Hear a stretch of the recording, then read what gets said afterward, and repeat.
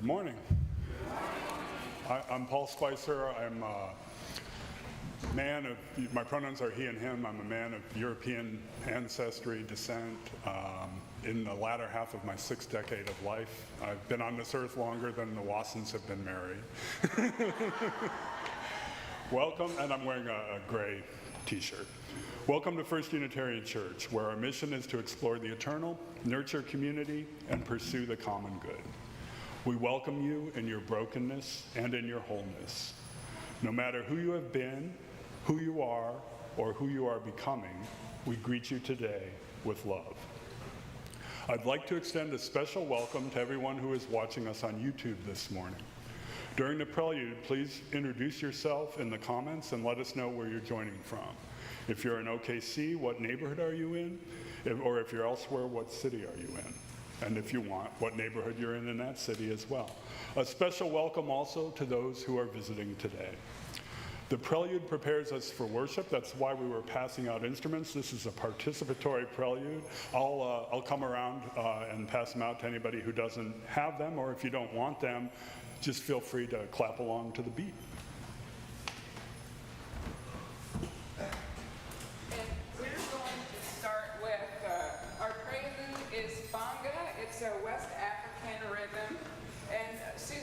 Who is going to be our drum leader today, has a hairline fracture in her hand from one of her dogs, so she's not with us. But as Paul said, feel free to join in. If you don't have an instrument, a physical instrument, you always have your body, so you can make a bass sound with your chest. You can use your thighs, and you can use your hands just to clap.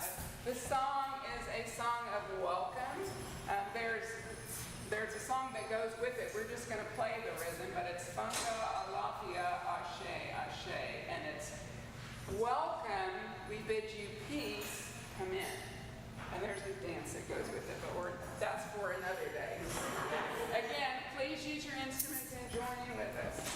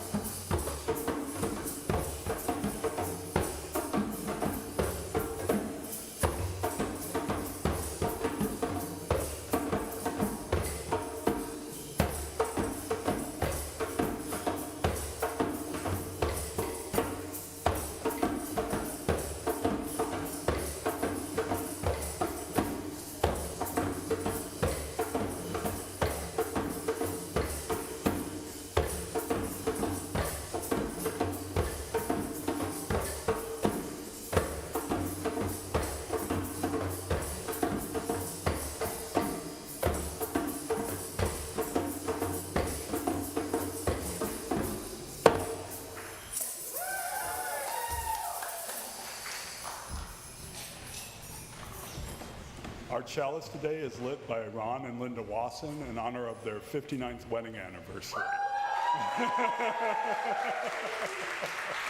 Congratulations. We light our chalice here in our building in Midtown Oklahoma City on land that was home to indigenous people, including the Apache, Caddo, and Wichita, on land that was taken from the Muskogee and Seminole and other removed and relocated peoples. We light the chalice as a symbol of our sacred time together. The burning chalice represents the light of reason and science, the warmth of love and community, the cleansing heat of justice, and the flame of hope. God darn it, I was really looking forward to seeing Paul dance with that. Missed opportunity. I'm Lori Jervis. I am a Euro-American woman. I'm wearing today a black top, flowered pants. It's a tradition here at First Unitarian that in the summer months, congregants get a chance to hear from other members and get a sense of the talents and different perspectives that are right here within our own walls. And this is one of those services. When Tim, our director of Lifespan Religious Exploration, asked me to put together a service on shared ministry in the early summer, I had to think a minute. My natural inclination would never be to focus on such a topic, as I usually gravitate toward more explicitly spiritual or even self-helpy topics. What did I know about shared ministry? And that is exactly why I ended up saying yes. No, I am not an expert on the topic of shared ministry, but this would be an interesting challenge. And maybe I did know something about this, at least from a practical perspective. After all, I have been involved with various aspects of the church throughout the years, the 16 years that I've been here, including religious exploration, the Committee on Ministry, and co-facilitating the meditation group with Paul, who I hope to see dance.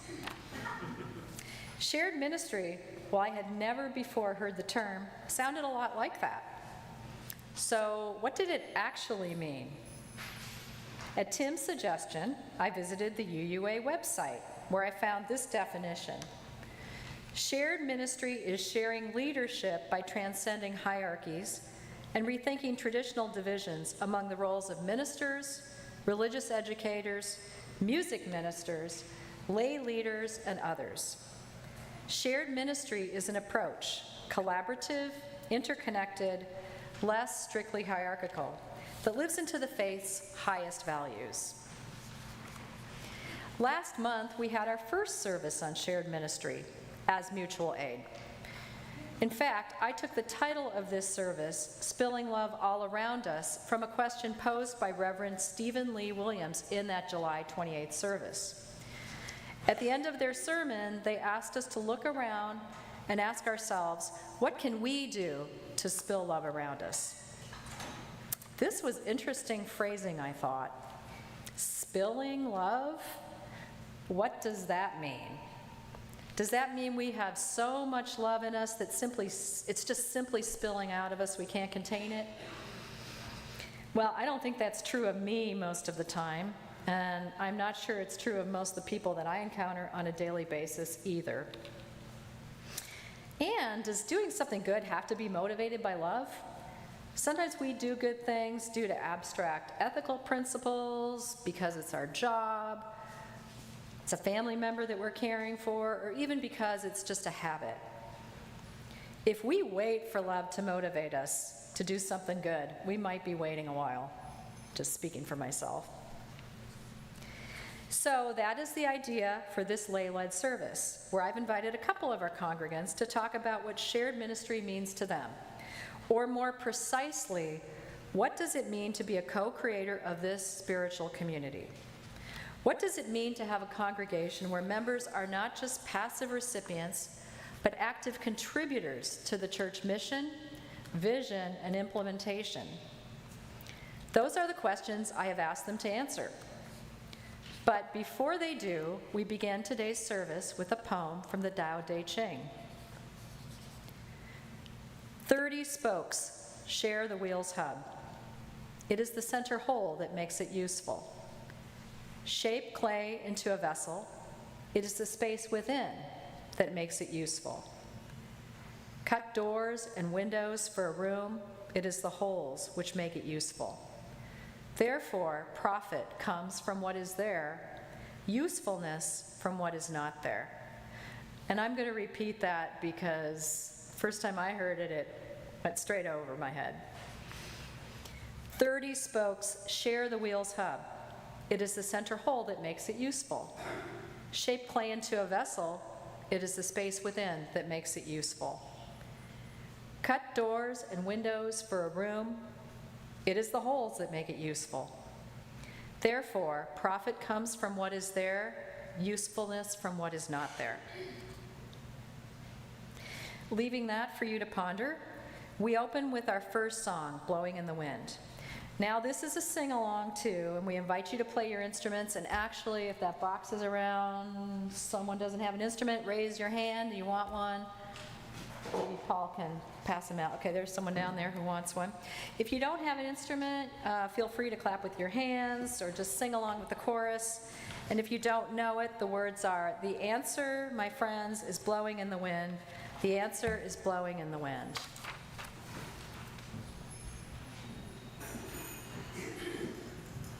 And why don't we stand up for this one?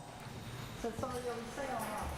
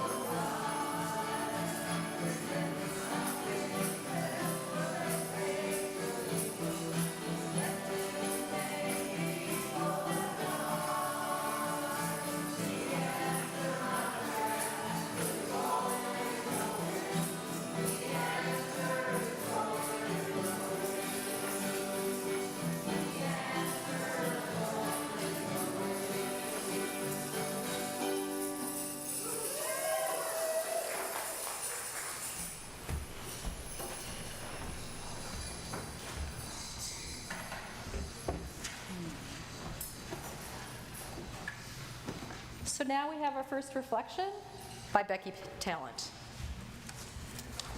Good morning. My name is Becky Talent, and I'm just a little old white lady wearing a black sweater and colored glasses. On Easter Sunday, 1987, I decided to go to church. I was raised Methodist and attended church regularly until college, and even then, when I came home from college, I went with Mom. I had tried Westminster Presbyterian here in Oklahoma City, as well as Church of the Servant Methodist. Both were too big, and neither really captured my heart. I had been invited here several times by Ruth Gordon. Now, Ruthie is my stepfather's niece. Her mother was my stepfather's beloved older sister. "What do you believe there?" I would ask her every time she invited me. Well, she couldn't answer, of course, because there is no creed, and I was very skeptical. It reminded me of a marketing scheme I got invited to. Let's have lunch, right? Still, it was Easter, and I came here to church. Dick Allen preached a fabulous sermon. He academically examined discrepancies in the four Gospels about crucifixion and resurrection. He then explained that the differences in the biblical myths are irrelevant because the true message of Easter is renewal and rebirth. I was hooked. I joined the choir immediately, ultimately signing the membership book that following September. The choir director was Lois Allen, Dick's wife. Lois was a natural ambassador for Dick and beloved by all. No one spilled love like Lois Allen. She radiated unconditional love and gave the best hugs. Raise your hand if you were lucky enough to get a hug from Lois Allen. She cared deeply about us all, individually and collectively. When I married a Unitarian Universalist minister in 1996, I had a fantasy that I, like Lois, could spill love to the congregations he would serve. My marriage was brief, and my chance to emulate Lois as a minister's spouse was gone in a flash. I have since come to realize, though, that you don't have to be the minister or the spouse of a minister to demonstrate love and care and support for each other. We all share that task. The minister can't tend to us each day in and out with our little problems here and there, even if they have an uber spouse like Lois. Therefore, we need groups like the Befrienders and the affinity groups, coffee clatches, lunch groups, every single thing mentioned on the back here for announcements. These are all ways that we can spill love to each other and be in community with each other. In my 37 years here, I have been inspired and comforted and wounded and angered. I've experienced reconciliation and acceptance and grace. We are like rocks in a tumbler, knocking the sharp edges off of one another by being in community and covenant. We are all striving to be the best version of ourselves that we can be, and we can and do help each other grow and improve.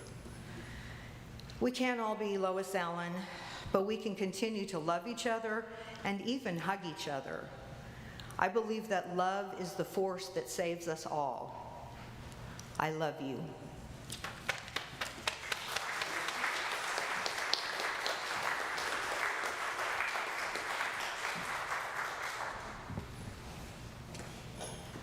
Thank you, Becky. And now a poem by Marge Piercy. The people I love the best jump into work head first, without dallying in the shallows, and swim off with sure strokes almost out of sight. They seem to become natives of that element, the black sleek heads of seals bouncing like half-submerged balls. I love people who harness themselves, an ox to a heavy cart, who pull like water buffalo with massive patience, who strain in the mud and the muck to move things forward, who do what has to be done again and again. I want to be with people who submerge in the task, who go into the fields to harvest and work in a row and pass the bags along, who are not parlor generals and field deserters, but move in a common rhythm when the food must come in or the fire be put out. The work of the world is common as mud. Botched, it smears the hands, crumbles to dust. But the thing worth doing well done has a shape that satisfies, clean and evident. Greek amphoras for wine or oil, Hopi vases that held corn are put in museums, but you know they were made to be used. The pitcher cries for water to carry and a person for work that is real. And now our offering. Every Sunday, we take an offering. Since 2002, all the cash and designated checks from that offering have gone directly to external nonprofit organizations doing good work, our Change for Change partners. For the month of August, our Change for Change partner is our Girl Scout Troop number 3115 for the Classen SAS Middle School Food Bank. Classen SAS Middle School provides weekly and as needed food from their food bank to their own families and students. The regional food bank partners with Classen SAS Middle School to accomplish this. Each year, the Girl Scout Troop number 3115 provides the food for a Thanksgiving dinner to 10 to 20 families of the school. The troop members plan and deliver the special Thanksgiving meal to each of the Classen SAS Middle School families requesting help celebrating this holiday. Our collection will be used to buy these Thanksgiving meals. For those of you who are in the sanctuary with us today, in just a moment we'll be passing the offering plate. If you're not able to make a gift today, we invite you to write a note of encouragement to our Change for Change partner organization, and we'll share those messages with them as well. And if you're watching us online, please make your gift by sending a check to First Unitarian. Just write Change for Change on the memo line, or make an online payment through our website, oneuc.org. Our offertory music is another sing-along. The chorus is "The Times They Are Changing." Please sing along and play those instruments. And people won't stand for this, so we'll Yeah, let's stand. stand. If you can pass the basket and If stand. you are willing and able.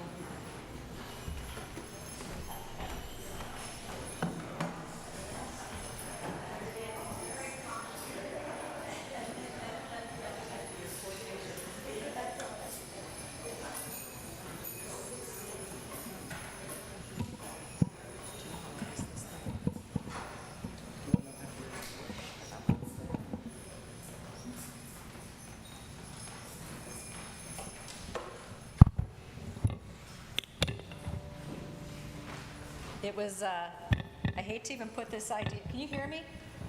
Okay, hate to put this idea in your head, but before we started practicing today, Fenton said, I think Peter, Paul, and Mary played this song. I'm like, oh my God. Okay. So now it's in your head too.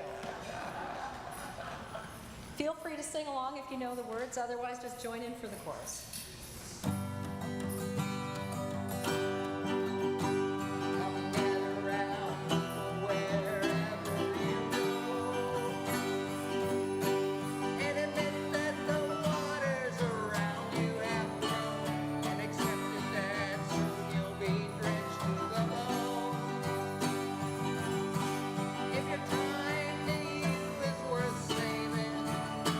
Then you better start swimming or you'll sink.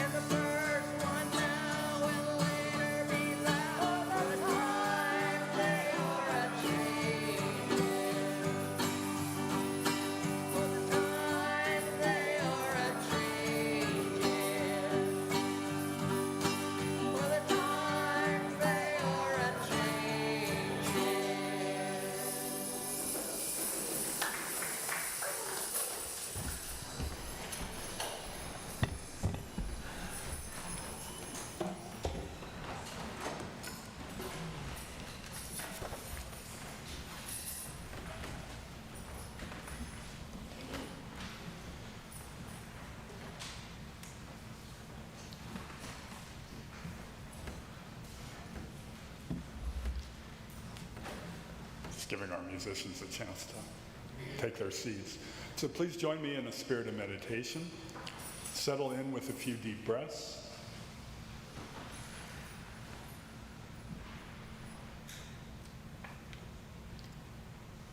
Let go of what came before and what is coming next.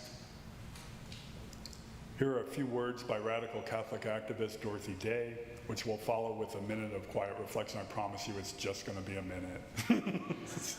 So hang in there. People say, what is the sense of our small effort?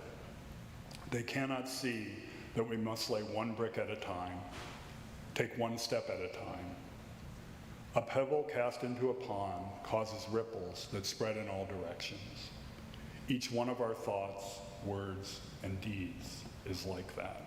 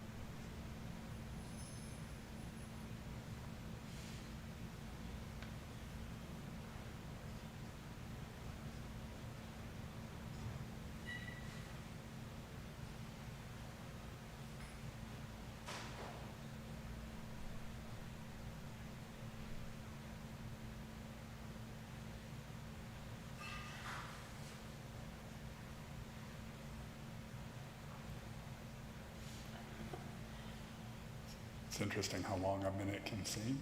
Our next reflection is from Frank Rossler.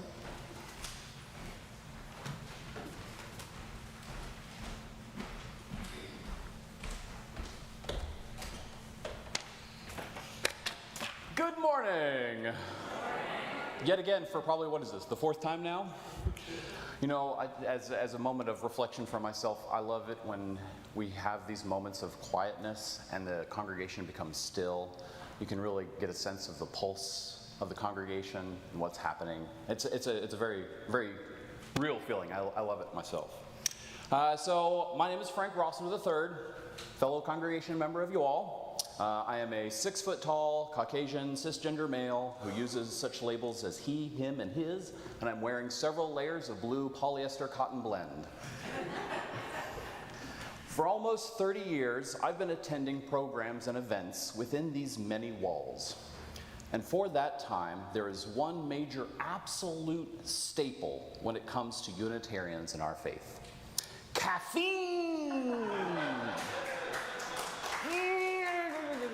That's right, I've got a favorite. So this amazing chemical compound, seemingly abundant resource of artificial energy and altered perception, has been a powerful motivator for many conversations, youth rallies, political demonstrations, and as a general excuse to just get together and hang out. As a publicly accessible stimulant, caffeine has been interwoven into our culture in a way that makes it seem necessary for many of our general activities. So much so that our culture has come to crave this addictive substance through the ritualistic morning consumption of coffee, a darkly colored, bitter, slightly acidic beverage brewed from the roasted coffee beans, the seeds of the coffee plant's fruit. This stimulant is commonly referred to as the lifeblood of our religion, as I mentioned earlier, and the motivator behind so many conversations, driving a more intimate and interactive form of ministry, never before labeled. If you visited our congregation more than once, you'll likely find yourself quickly surrounded by friends, family, coffee, and donuts. During the morning breakfast and post-service social coffee hour, these events have given members of the community a chance to be part of a seemingly one-sided religious conversation, often started here at the pulpit.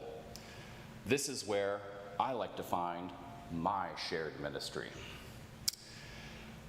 Most Sunday mornings, you'll find either myself or my children working away early in Daniel Hall, preparing large metal carafe of dark and delicious coffee, accompanied by 24 donuts of mixed flavor and variety for the early morning consumption and mastication of an argumentatively marginally nutritional breakfast to encourage our congregation members to occupy this compound early.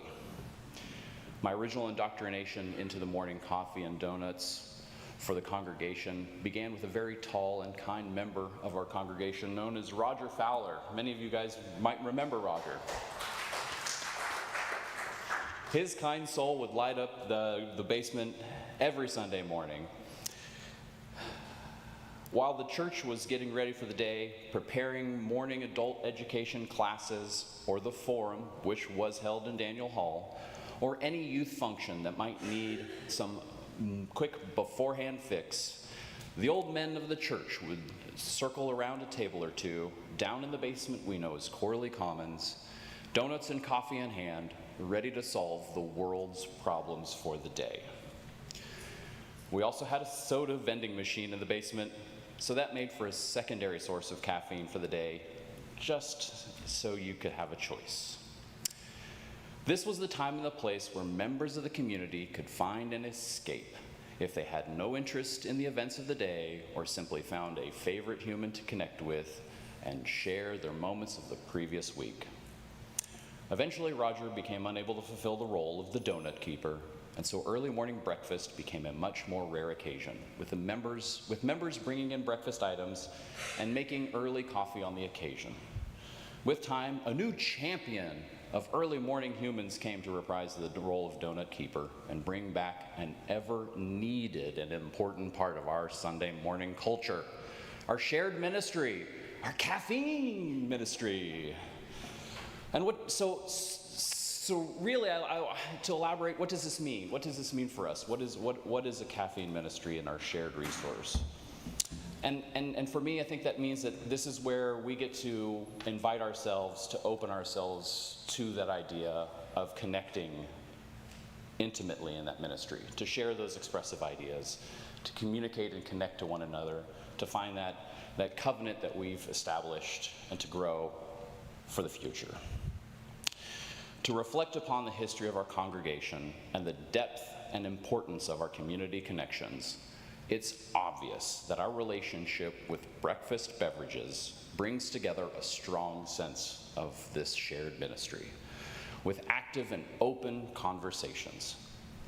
These personal conversations and connections are what help us relate to the world around us and help us understand the perceptions of others, something inherently devout in our faith. Unitarians are a group of problem solvers and mindscape wanderers. We thrive in situations where we can share our faith with others, understand the faith of our community, and bridge the gap for the greater good. Our caffeine ministry is probably one of the most powerful tools in our faith toolbox.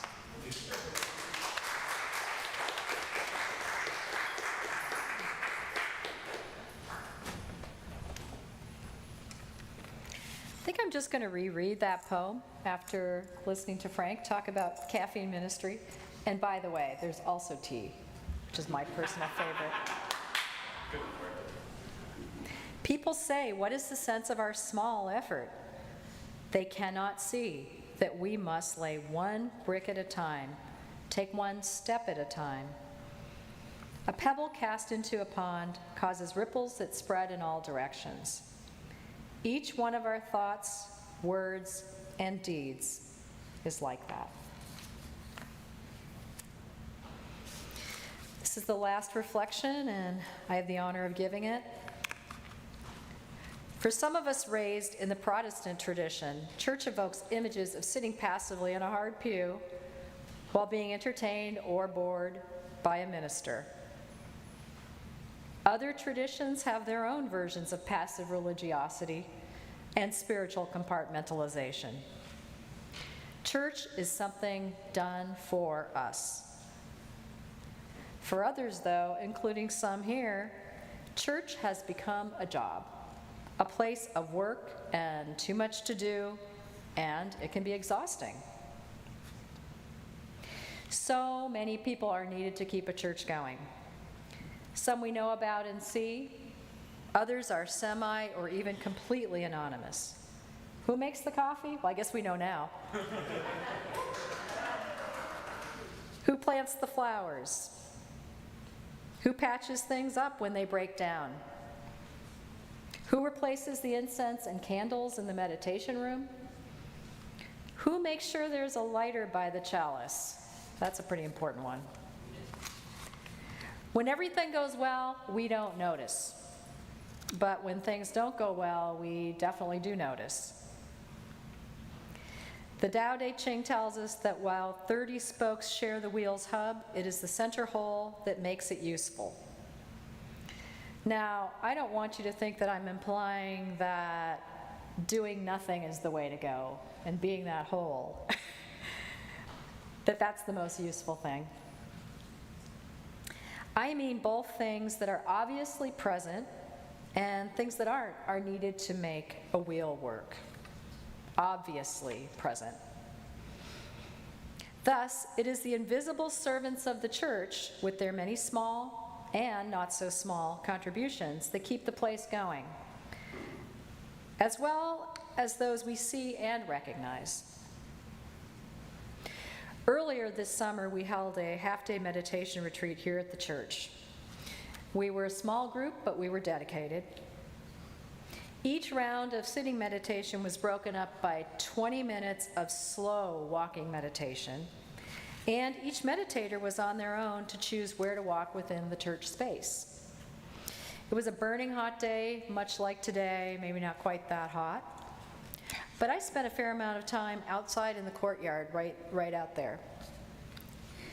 I had a lot of time to take things in as I walked slowly, things I don't usually see. Oh, there's a weed. I really, really want to pull that out. Who usually tends to the courtyard and pulls the weeds? Is it the Gardening Covenant group, or is it someone else? A couple of benches sit under the arbor out there. For the last 16 years, I have noticed the benches and even sat in them, but never before read what was written on them. A dedication to beloved members who passed before my time here. The memorial garden is out there, where loved ones of members past, present, and future are honored. And there's a dedication that this church is nuclear-free, dating back to 1984. How many of you have noticed that? Oh, actually, yeah. How many of you have noticed that? I'm curious. Well, not many of us. Back inside, in the hallways, my eyes took in postings, sometimes out of date, on billboards that I had never really noticed before. A somewhat yellowed group photo in front of the church. When was that taken? By the elevator, pictures and sculptures of former ministers that I never knew. What were they like? And I should say, some of the sculptures are just heads, which was interesting to Paul. What were they like? And have you ever been in that kitchen off the Eddy room? There's the most wild retro stove in there. It's yellowish gold, and it actually has push buttons. I have no idea how to use it. How come I've never noticed that before? Where did it come from? I made my way to the sanctuary here, and then upstairs to the balcony, where I usually don't spend a lot of time, where I noticed the tech station up there, where the techie folks do their work. Wow, impressive. That meditation retreat was the first time that I really felt the history of the church, the weight of it.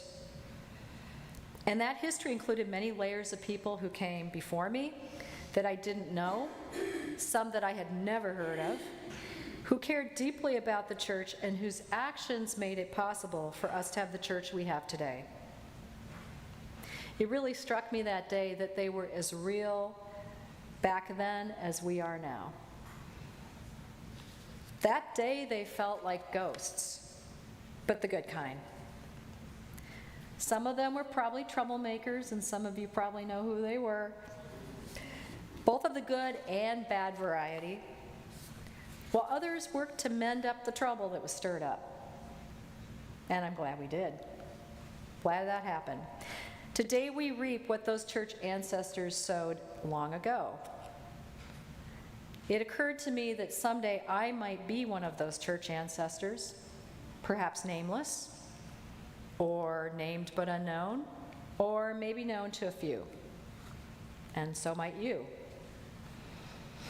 But consciously or not, we are laying the groundwork for what our descendants will experience here. We also benefit from all that our members do today, from composting and recycling to whoever went out and finally got a good box of tea. Thank you. We have this area up here full of tripping hazards, and any of you who've been up here know about that. It's pretty inaccessible. When I was in a boot up here, whoa, scary place to be. And who was the person who first thought to put these pieces of tape on the stairs so you could see them and hopefully not trip over them? Make it a little bit more navigable. We have our lighted window back here. For years this was dark, unlit, before congregants finally fixed that. We have the techie folks, and what would we do without them? This is just part of a long, long list of people who keep this place going.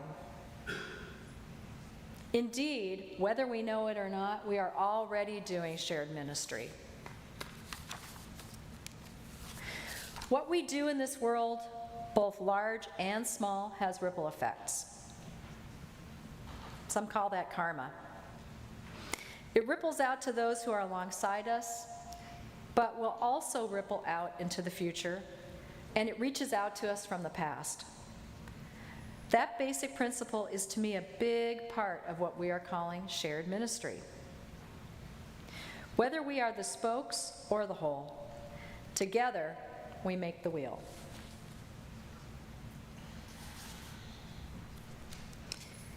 And with that, we shall extinguish our chalice. We extinguish this chalice flame, but not the light of love and community, which continues to burn in our hearts.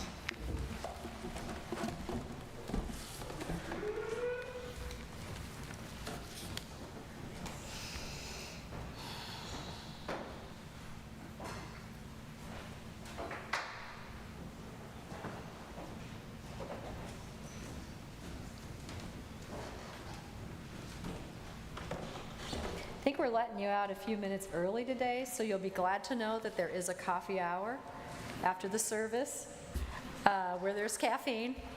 And you can go right through these doors and down the hall. Just follow people, you'll find it. Also a reminder to return your instruments when you leave, so the kids have those available to play with. I leave you with these final words, a Gaelic blessing. Deep peace of the running waves to you. Deep peace of the flowing air to you. Deep peace of the quiet earth to you. Deep peace of the shining stars to you. Deep peace of the infinite peace to you. We got one more tune, one more chance for y'all to play your instruments if you like. So let's get to it. We'll say one word about this one before we start. And there are two parts to this. When we do the second part, Ellie's going to teach the congregation that rhythm. So before we start that, I'd like you just to close your eyes for a moment and place your hands on your heart and feel your heartbeat. So that's one rhythm that we were all born into the world with the heartbeat, or we were in the womb listening to the heartbeat of our mom, that we have that rhythm, again, that we're born with. And maybe today we all have different rhythms that resound with us, but just feeling that for a moment.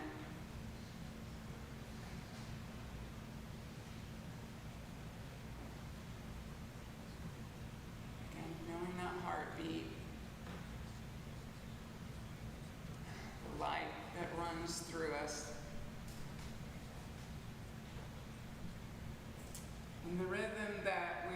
end with is Aramile. And Aramile is I am well. So maybe we're not 100%, everything's not working as good as it used to, but we're well enough to be here today or well enough to be on Zoom and watching online. So it's Aramile, Aramile, Aramile, oh yeah, yeah. So I am well, I am well, I am well, oh yeah, yeah. We'll start. And you can get your rhythm instruments if you have it, and we'll begin.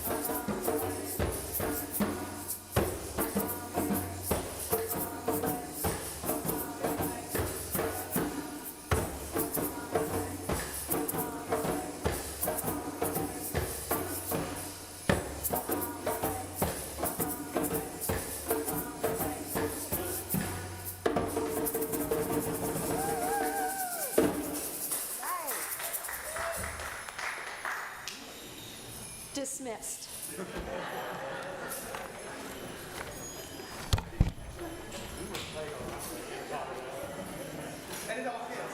Oh yeah, let's go. Good job. Let's go get those.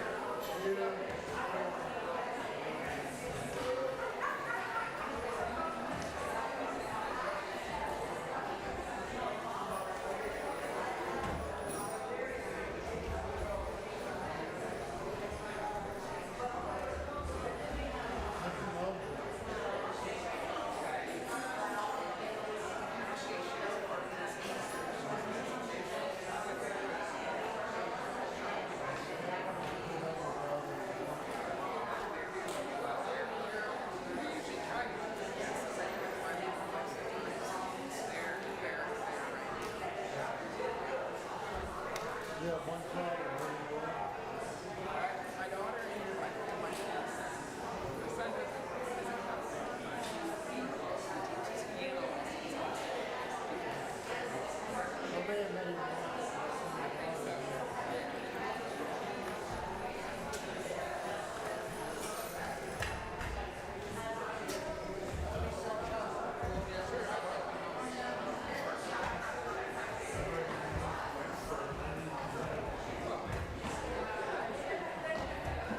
Not as prepared as Susan, but it works out. Yeah, no, it was good. Enjoyed your service. Thank you. I almost never do.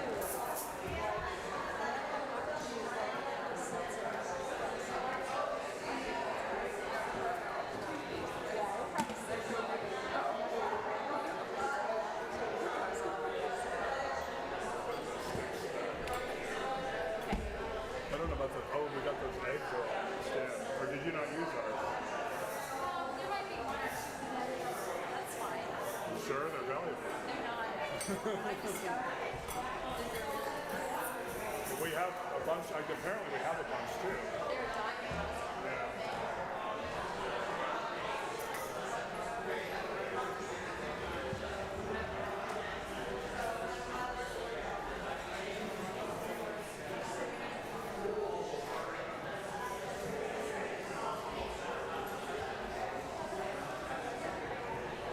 So just go back to the original one. They were up. So now there's a divider between those rooms. I guess it's. Oh, I'm looking way down. Thank you, thank you. Yeah. Yes, yeah. Yeah. Yeah. Oh, thank you. Thank you. Yeah, you gotta. Never realized how high this was until. I never realized how high it was until I was talking to someone from here.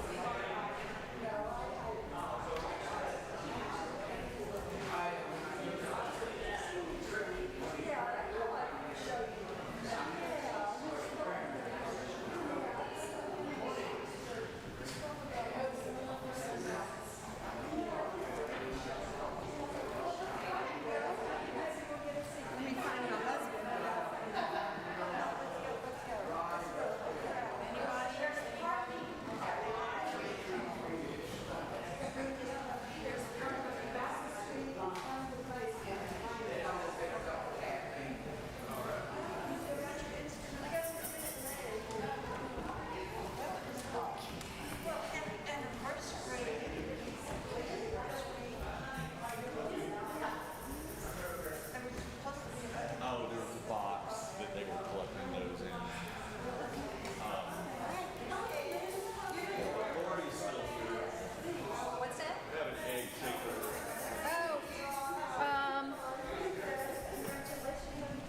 That's the churches. We can run it up there. Oh, okay. We'll run it up there. Yeah. Or I could leave it down here for future services.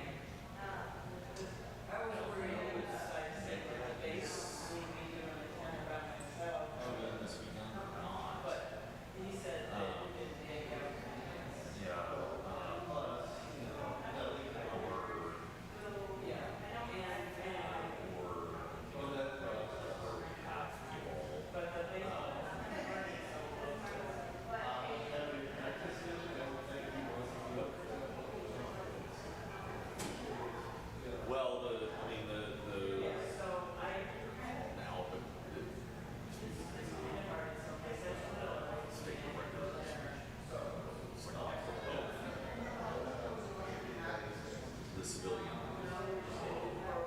folks. There's one for Danielle Gonzalez. He's the one for Oklahoma City area. There's one for like the eastern part of the state, central, and so I don't know if you're kind of on call. I guess they would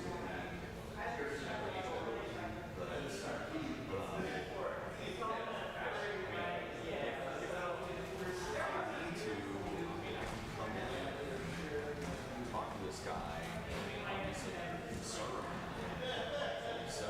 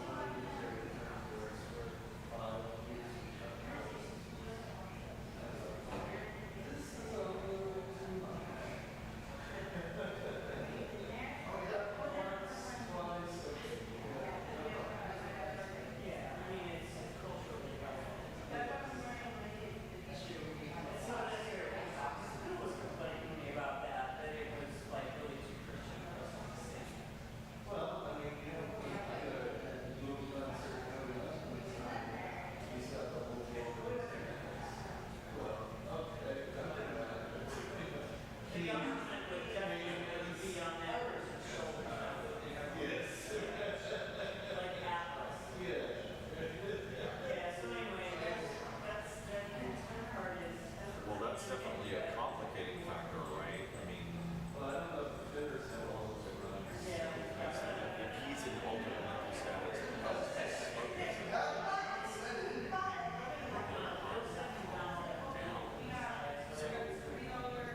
have to wonder if it's like just that, you know. But I don't know if they would drug test him, like, he's a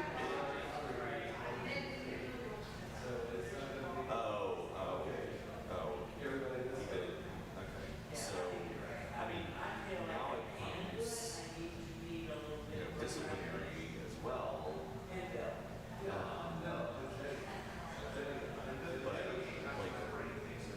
she said he was, like, psychotic as well. Like, experiencing hallucinations or, like,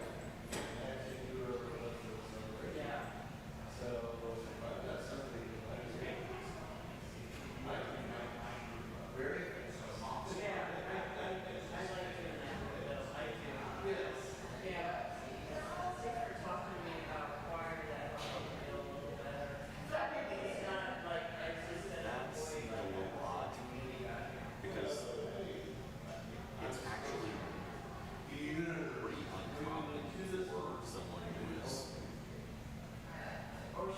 having acute psychosis to also be suicidal.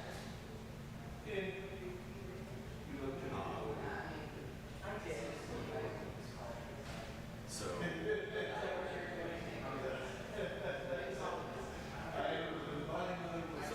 it's hard to know like what he was actually evaluated for.